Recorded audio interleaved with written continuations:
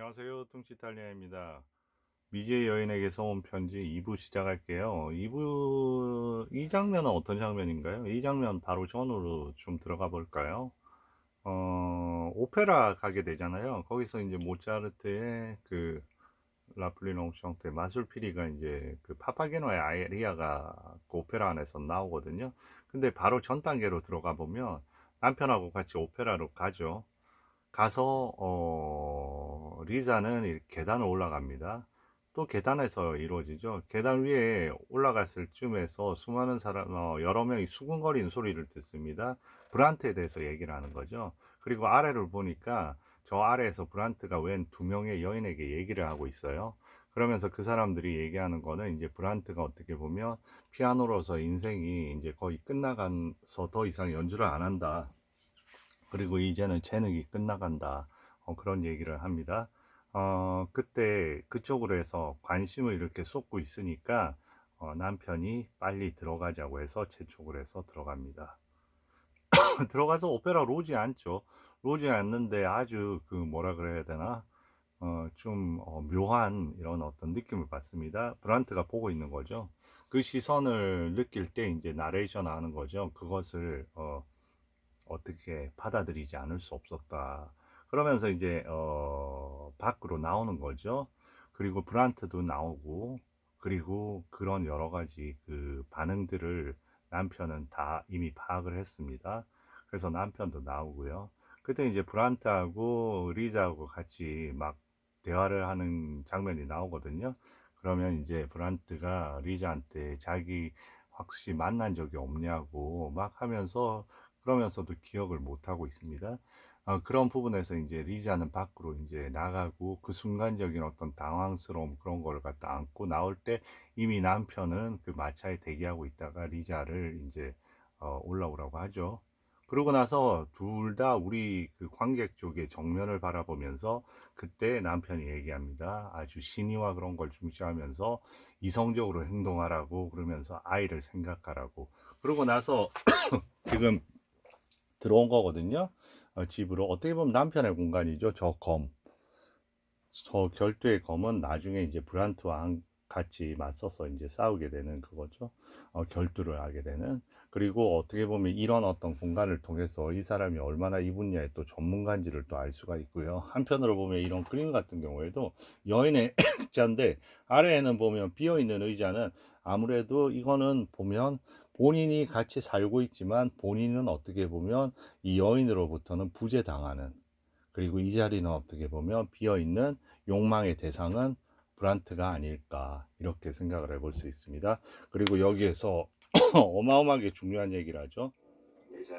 이번에 가면 다시는 돌아올 수 없어. 마지막 경고를 아주 엄하게 합니다. 그러면 리자는 선택을 해야 되는 거죠. 어떤 선택을 할까요? 리자는 이런 선택을 합니다. 자, 음악이 흐르고 리자는 이미 모든 걸 뒤로하고 결국은 이 공간은 어떤 공간입니까? 그 동네 모퉁이에 있는 카페잖아요. 여기는 브란트를 맨날 기다리면서, 그래서 처음으로 브란트가 다가왔을 때 그때 이 동선으로 해서 이동을 했었고, 이때 브란트가 약속을 취소하러 와서 이 안으로 들어와서 지배인을 만나게 되는 그 카페잖아요. 여기는 어떻게 보면 브란트의 공간이니까 브란트를 찾으러 온 겁니다. 근데 찾아질까요? 이미 예전하고 분위기가 다릅니다. 그리고 그 지배인은 얘기합니다. 브란트는 이제 여기 안 온 지 오래됐다고, 집에 아마 있을 거라고 얘기해요. 이제 나갑니다. 바라보죠. 어디를 바라보겠어요? 집을 바라보죠. 등 불이 켜져 있습니다. 벌써 어떤 저기서 이제 장미를 하는 사람을 해서 서로의 어떤 징표 같은 거죠. 그 하얀색 장미를 들고 공간으로 갑니다. 그리고 배를 누르겠죠.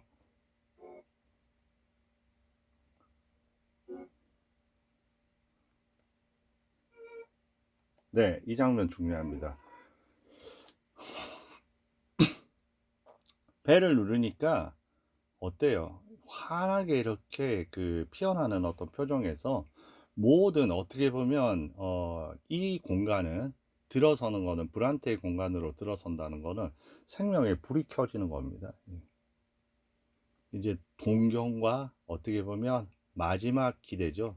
모든 거를 이제 돌아갈 수 있는 데가 없잖아요.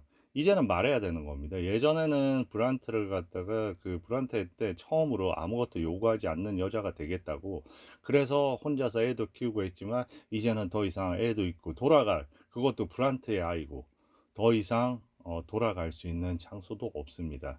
이제 브란트가 자기를 기억만 해주면 모든 문제가 해결될 수 있고 제발 그러기를 바라는 마음에서 가는 거죠.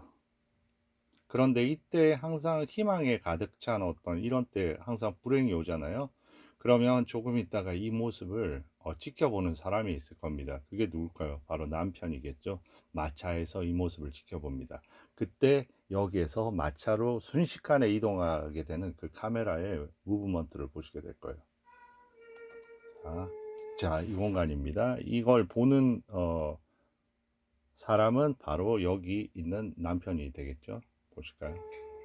갑자기 카메라가 휙 갑니다. 자, now 이제 가자.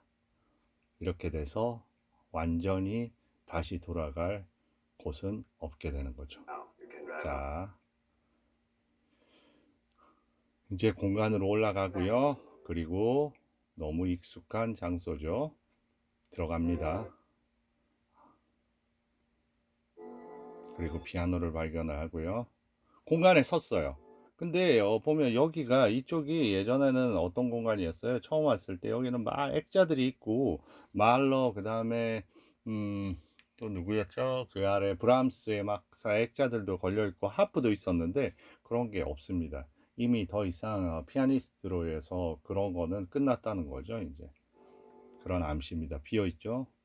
이제 브란트가 나타납니다.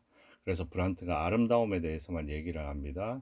그리고 저 석상에 대해서만 얘기합니다. 저 석상은 어떻게 그 그리스에서 신을 모시듯이 자기는 여신을 하나 모시고 그 여신을 기다렸는데 그래서 그걸 찾았냐고 하니까 못 찾고 결국은 지금은 더 이상 나이가 들어서 그런 걸 찾지 않고 다른 일에 관심이 있다. 그렇게 얘기를 하거든요. 거기서 이제 실망감은 점점 아무래도 이제 불길한 예감이 드는 겁니다. 이번에는 피아노 얘기를 합니다. 피아노 더 이상 치지 않냐. 예전에 피아노 옆에서 있었던 기억을 통해서 뭔가를 피아노를 치게 하면 뭔가 떠올리지 않을까 하는 그런 느낌이겠죠. 그런데 피아노는 자물쇠가 잠겨 있다고 얘기를 합니다. 네, 그리고 드디어 그 베일을 이렇게 벗기게 되는 장면이죠. 이 단계에서는 진정 자기를 알아봐 주기를 원하는 갈망 같은 게 담겨 있습니다. 그런데 폭만 가고 그리고 여기에서도 인지를 못합니다. 그래서 얘기를 합니다. 지금 이 장면이 결정적인 장면이죠. 어떤 장면이냐면 제발 멈추기를. 네, 네. 뭐라고 얘기하냐면 정말 얘기할 게 있다. 우리 이야기를 하러 왔다. 그러니까 그런 심각한 얘기는 하지 말고 샴페인이나 마시자. 이렇게 나가는 겁니다. 그러니까 여기에서 모든 희망이 꺼져가는 거죠. 그리고 샴페인 얘기만 하고 여행 얘기만 하고 거기에서 이제 모든 희망을 저버립니다.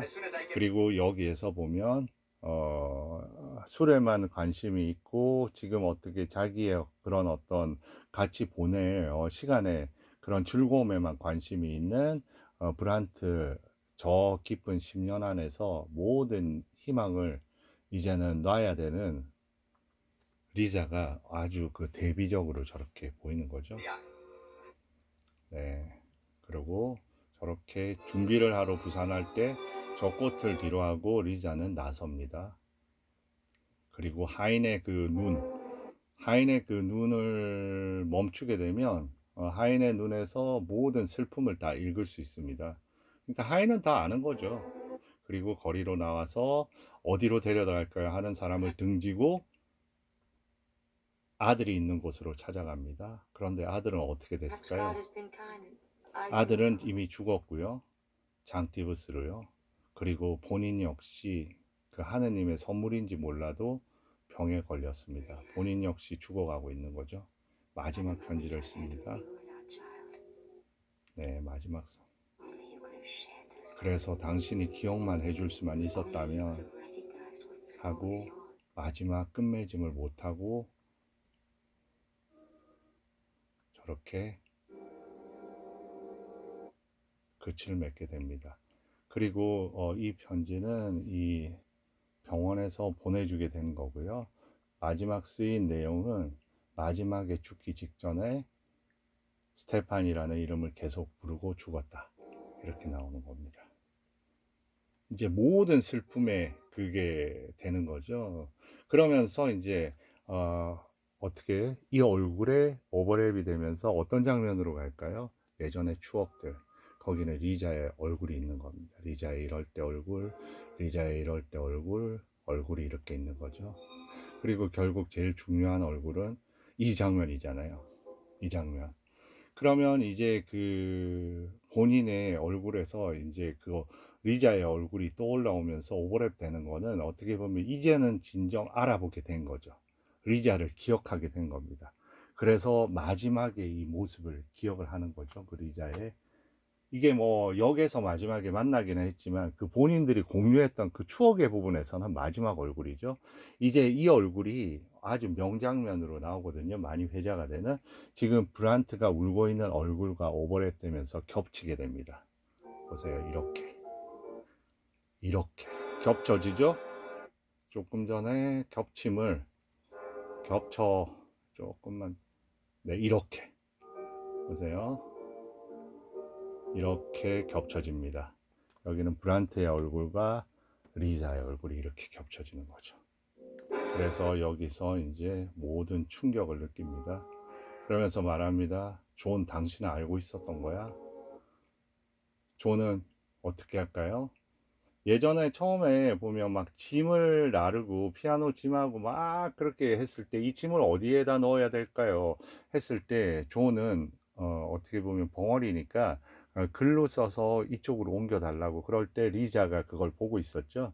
지금 이제 리자라는 글을 씁니다. 다 알고 있은 거예요. 이제 깨닫게 되는 거예요. 리자. 그리고 그 시간에 이미 이미 도망가려던 그 시간은 보세요. 시간은 이미 벌써 와 있는 겁니다. 결투의 시간, 그 시간이 다 지나가 버렸고 이미 빠져나갈 수 없는 상태가 된 거죠. 그리고 이 남자는 누굽니까? 리자의 남편이죠. 그 남편이 바로 결투 상대라는 겁니다. 네, 이제 모든 준비가 돼 있고, 스테판은 결정을 합니다. 맞기로. 그리고 자기의 마지막 그 장미를 들고 이제 당당히 어떻게 보면 자기의 죽음을 맞이하러 가는 거겠죠.